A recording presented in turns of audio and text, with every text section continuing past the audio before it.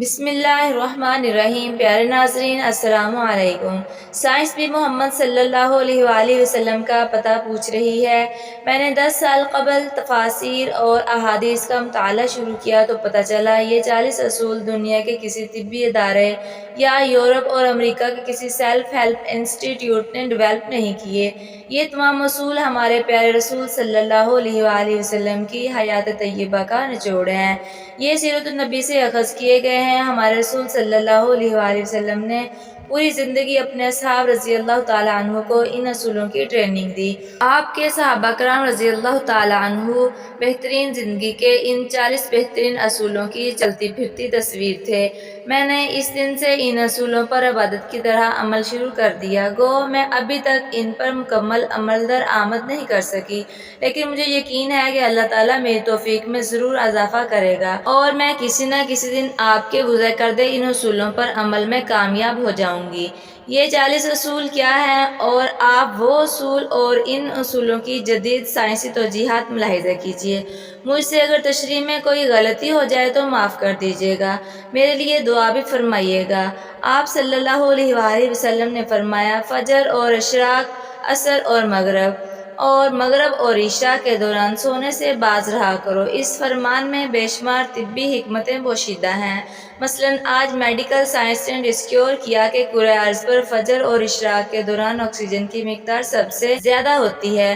اگر اس وقت سو جائیں تو ہم اس آکسیجن سے محروم ہو جائیں گے اور یوں ہماری طبیعت میں بوجھل پن سا آ جاتا ہے۔ ہم آہستہ آہستہ چڑچڑے اور بیزار ہو جاتے ہیں۔ عصر سے مغرب اور مغرب سے عشاء کے درمیان بھی آکسیجن کم سے کم تر ہوتی چلی جاتی ہے۔ ہم اگر اس وقت بھی سو جائیں تو ہمارا جسم آکسیجن کی کمی کا شکار ہو جاتا ہے اور ہم 10 مہلک بیماریوں میں مبتلا ہو جاتے ہیں۔ دمہ بھی ان 10 بیماریوں میں شامل ہے۔ چنانچہ آپ یہ اوقات جا کر گزاریں، آپ پوری زندگی صحت مند رہیں گے۔ میرا تجربہ ہے کہ ہم اگر ان 3 اوقات میں واک کریں تو ہماری طبیعت میں بشاشت آ جاتی ہے۔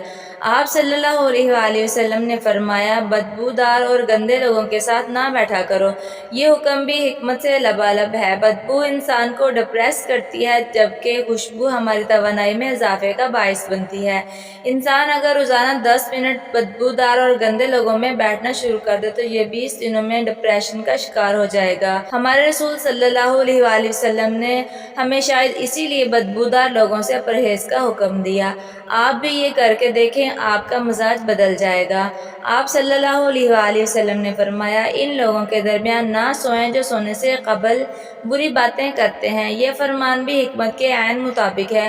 آج سائنس نے ڈسکور کیا کہ نیند سے قبل ہماری آخری گفتگو ہمارے خوابوں کا موضوع ہوتی ہے اور یہ خواب ہمارے اگلے دن کا موڈ ہوتے ہیں۔ اگر ہم برا سن کر سوئیں گے تو ہم برے خواب دیکھیں گے اور ہمارے برے خواب ہمارے آنے والے دن کا موڈ بن جائیں گے۔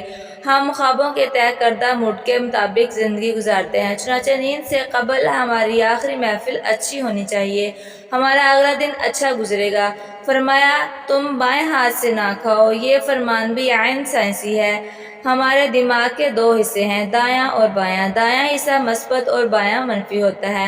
ہم جب اپنے جسم کو دائیں ہاتھ سے فیڈ کرتے ہیں تو ہماری مثبت سوچ مضبوط ہوتی ہے اور ہم جب اپنے بدن کو بائیں ہاتھ سے کھلاتے ہیں تو ہماری منفی سوچ طاقتور ہوتی چلی جاتی ہے۔ آپ مشاہدہ کر لیں، آپ کو بائیں ہاتھ سے کھانے والے اکثر لوگ منفی ملیں گے۔ یہ آپ کو ہمیشہ شکوہ، شکایت، غیبت اور دوسروں کو نقصان پہنچاتے نظر آئیں گے۔ فرمایا، منہ سے کھانا نکال کر نہ کھاؤ۔ یہ فرمان بھی سائنس سے درست ثابت ہوتا ہے۔ ہمارے منہ میں 10 کروڑ سے 1 ارب تک بیکٹیریاز ہوتے ہیں۔ یہ بیکٹیریا مہلک جراثیم بن جاتے ہیں۔ یہ جراثیم ہمارے کھانے میں مل جاتے ہیں۔ یہ کھانا معدے میں جاتا ہے تو معدے کے غدود ان جراثیم کو مار دیتے ہیں۔ یوں یہ جراثیم ختم ہو جاتے ہیں، لیکن جب ہم جراثیم ملے کھانے کو منہ سے نکال لیتے ہیں تو ان جراثیم کو آکسیجن مل جاتی ہے۔ یہ آکسیجن سیکنڈ کے 1000ویں حصے میں ان جراثیم کی تعداد کھربوں میں پہنچا دیتی ہے۔ یہ جراثیم معدے کے غدودوں سے بھی طاقتور ہوتی ہے۔ ہم جب منہ سے نکلے لقمے کو دوبارہ منہ میں رکھتے ہیں تو یہ لقمہ معدے میں پہنچ کر زہر بن جاتا ہے اور یہ زہر ہمارے پورے نظام ہضم کو تباہ کر دیتا ہے۔ آپ کو زندگی میں کبھی ایسا شخص صحت مند نہیں ملے گا جسے منہ سے لقمہ نکال کر کھانے کی عادت ہو، جبکہ آپ کو ہونٹ بھینچ کر اور آواز پیدا کیے بغیر کھانے والے لوگ ہمیشہ صحت مند ملیں گے۔ ہمارے رسول صلی اللہ علیہ وآلہ وسلم نے فرمایا، ہاتھ کے کڑاکے نہ نکالا کرو۔ سائنس کا کہنا ہے کہ ہم میں سے جو لوگ انگلیوں کے کڑاکے نکالتے ہیں، ان کے جوڑ کھلنا شروع ہو جاتے ہیں اور یہ جلد آرتھرائٹس کا شکار ہو جاتے ہیں۔ یہ جوڑوں کے درد کی شکایت بھی کرتے ہیں۔ آپ صلی اللہ علیہ وآلہ وسلم نے فرمایا، جوتا پہننے سے قبل اسے جھاڑ لیا کرو۔ ہماری زندگی کے عام واقعات میں کیڑے مکوڑے، بچھو، چھپکلیاں، چھوٹے سانپ اور بھیڑیں ہمارے جوتوں میں پناہ لے لیتی ہیں۔ ہمارے بچے بھی جوتوں میں کیل، کانٹے اور بلیڈ پھینک دیتے ہیں، چنانچہ ہم جب جوتا پہنتے ہیں تو ہمارے پاؤں زخمی ہو جاتے ہیں یا پھر ایسے کیڑے مکوڑے کاٹ لیتے ہیں، لہٰذا جوتا پہننے سے قبل اسے جھاڑ لینا ہمیشہ فائدہ مند رہتا ہے۔ فرمایا، نماز کے دوران آسمان کی طرف نہ دیکھو۔ یہ فرمان بھی درست ہے۔ آسمان میں ایک وسعت ہے، یہ وسعت ہمیشہ ہماری توجہ کھینچ لیتی ہے۔ ہم جب بھی آسمان کی طرف دیکھتے ہیں تو ہماری توجہ ہٹ جاتی ہے، ہمیں توجہ لانے کے لیے ٹھیک ٹھاک وقت لگتا ہے۔ نماز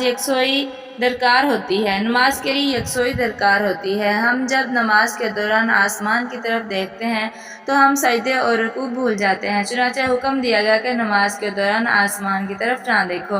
یہ فارمولہ تحقیقی کاموں کے لیے بھی بہت اہم ہے۔ اگر لکھاری لکھتے، مصور تصویر بناتے اور موسیقار دھن بناتے ہوئے آسمان کی طرف دیکھ لے تو ان کا تسلسل ٹوٹ جاتا ہے، یہ اپنا کام مکمل نہیں کر پاتا۔ شاید یہی وجہ ہے کہ دنیا کا زیادہ تر تخلیقی کام بند کمروں میں مکمل ہوا۔ یہ کھلی فضا میں پروان نہیں چڑھا۔ متھن کی سفنیاں ہوں یا ڈاونچی کا لاسٹ سپر ہو یا پھر ٹالسٹائی کا وار اینڈ پیس، دنیا کا ہر ماسٹر پیس بند کمرے میں تخلیق ہوا۔ آپ تخلیق کا آئیڈیا لینا چاہتے ہیں تو آپ کھلے آسمان کے نیچے کھلی فضا میں واک کریں، آپ آئیڈیاز سے مالا مال ہو جائیں گے۔ لیکن آپ اگر ان آئیڈیاز پر کام کرنا چاہتے ہیں تو پھر آپ کمرے میں بند ہو جائیں، آپ کمال کر دیں گے۔ آپ کو انبیاء، اولیاء اور بزرگان دین بھی بند غاروں میں مراقبے کرتے ملیں گے، یہاں تک کہ مہاتما بدھ کو نروان بھی ایسے ایک درخت کے نیچے ملا جس سے آسمان دکھائی نہیں دیتا تھا۔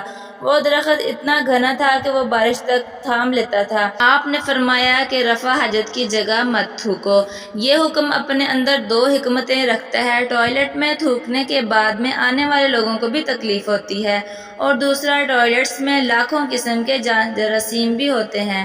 ہم جب تھوکنے کے لیے منہ کھولتے ہیں تو یہ جراثیم ہمارے منہ میں پہنچ جاتے ہیں، یہ ہمارے لعاب دہن میں پرورش پاتے ہیں، یہ معدے اور پھیپھڑوں میں پہنچتے ہیں اور پھر یہ ہمیں بیمار کر دیتے ہیں۔ آپ کو یہ جان کر حیرانی ہوگی کہ ہماری ناک جراثیم کو پھیپھڑوں تک نہیں جانے دیتی ہے اور ہماری ناک سے صرف کیمیکل جسم میں داخل ہوتے ہیں۔ جراثیم زیادہ تر منہ سے بدن میں اترتے ہیں اور ان کا بڑا سورس اور ٹوائلٹس ہوتے ہیں۔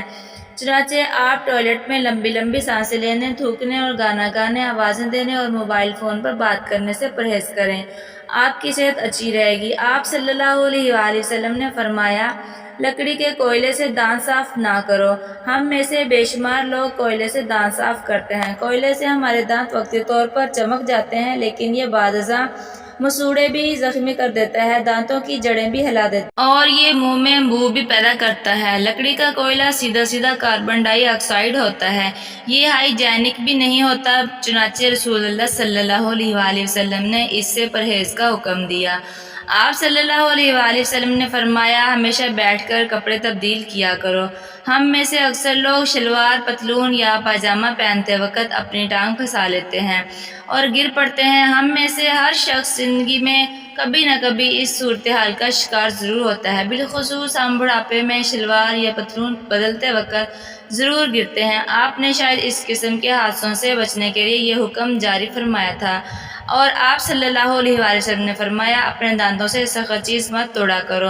ہم لوگ اکثر بادام، اخروٹ اور نیم پکا ہوا گوشت توڑنے کی کوشش میں اپنے دانت تڑوا بیٹھتے ہیں۔ دانت ایکٹیو زندگی کا قیمتی اثاثہ ہے، آپ نے شاید اسی لیے دانتوں کو سخت چیزوں سے بچانے کا حکم دیا۔ پیارے ناظرین، thanks for watching my video. پیارے ناظرین، سپورٹ کیجئے، ویڈیو کو لائک کیجئے، شیئر کیجئے اور سبسکرائب کرنا مت بھولیں۔ اپنا بہت زیادہ خیال رکھیں۔ اللہ حافظ۔